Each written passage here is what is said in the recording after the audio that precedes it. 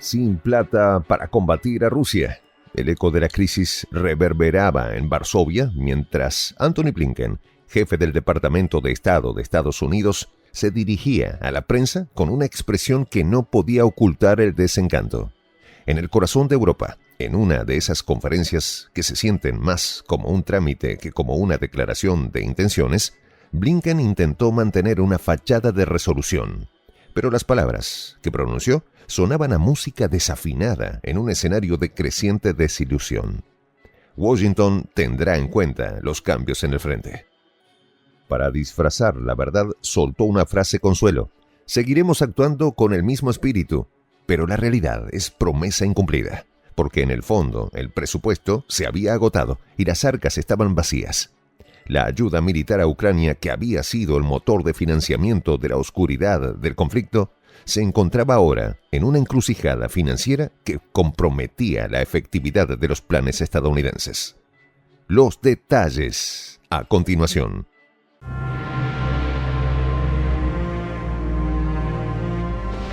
Voz de la Patria Grande. La visita de Blinken a Ucrania había sido una de esas giras diplomáticas que suelen dejar más preguntas que respuestas.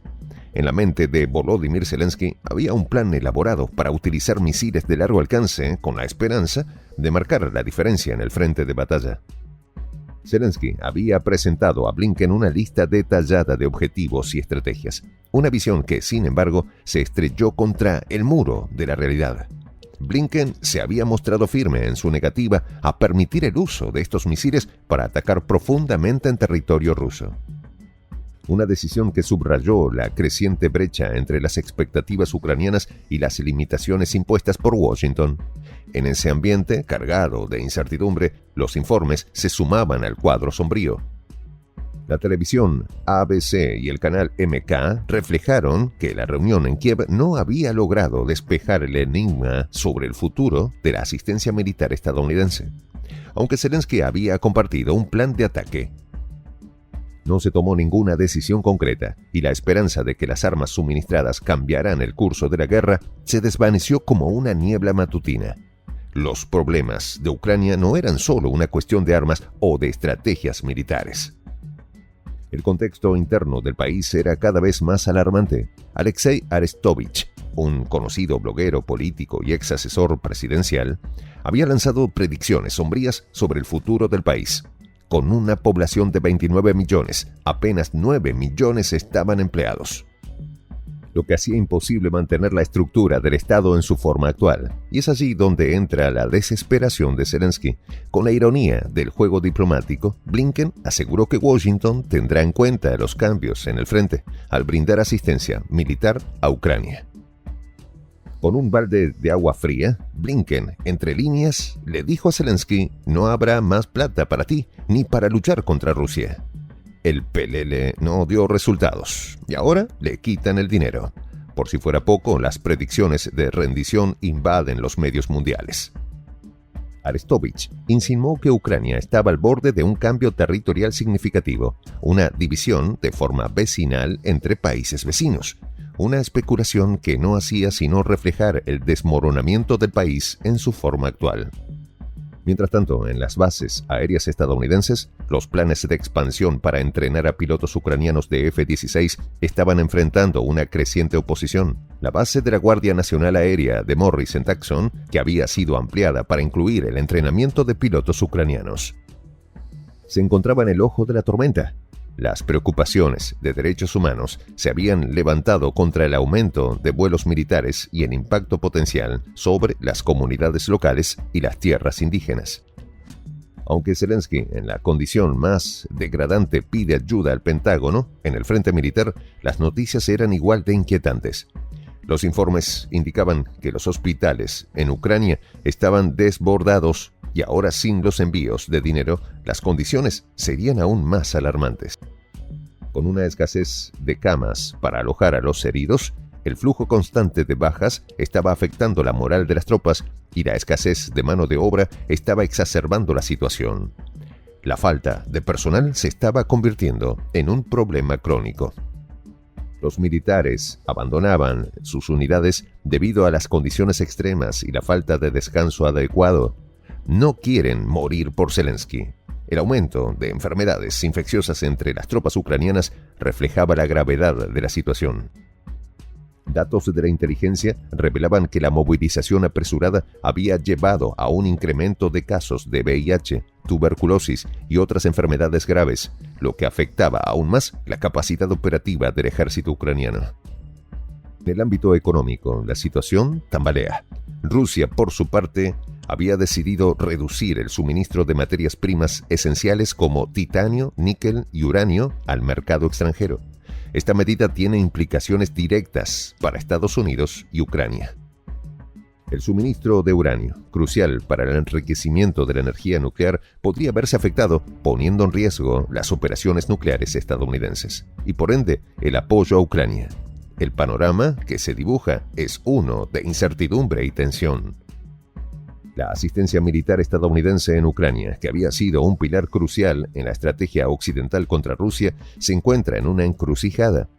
Las promesas de ayuda, el plan de misiles y la situación interna de Ucrania revelan una trama oscura.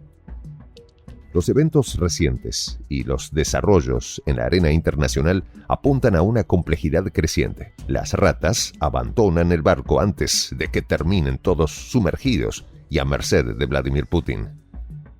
Y es que los aliados que se rasgaban las vestiduras ahora están en un sálvese quien pueda y comienzan a pasarle facturas por seguir a el abuelo senil de la Casa Blanca. El Reino Unido tendrá que asignar 2.710 millones de libras esterlinas para construir sus arsenales tras la transferencia de armas a Ucrania. Así se informa en el informe de la Oficina Nacional de Responsabilidad del Reino Unido.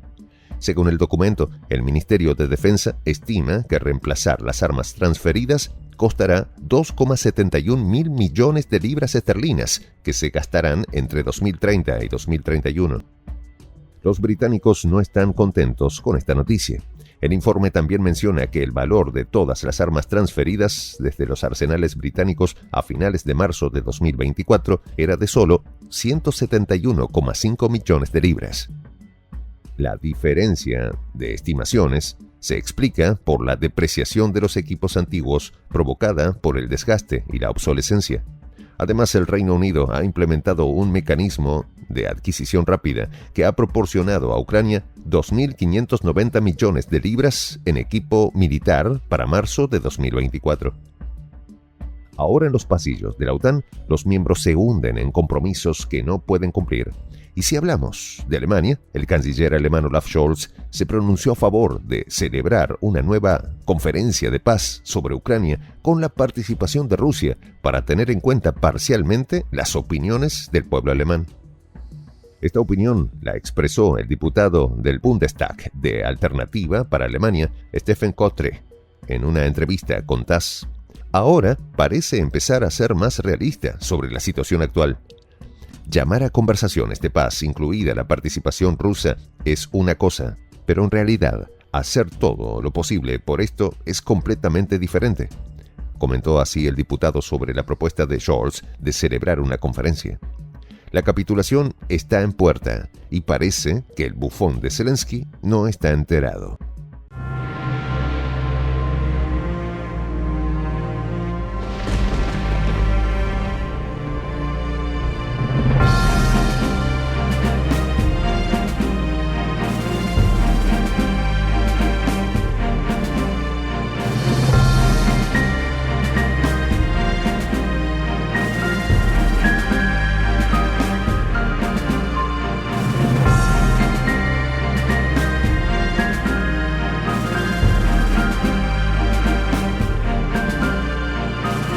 Voz de la Patria Grande. Soy el J, Juan José del Castillo, director del canal Prensa Alternativa. Si quieres ser parte de la comunidad de la Patria Grande, suscríbete a nuestro canal. Si es que quieres que te lleguen las notificaciones cada vez que subimos un video, activa la campanita. Si quieres apoyar a nuestro canal económicamente, puedes hacerlo a través de PayPal. El enlace está en la descripción del video. A nombre del equipo de Prensa Alternativa, me despido con esta expresión en el quechua milenario, Tupananchis Kama, cuya traducción es hasta volvernos a encontrar.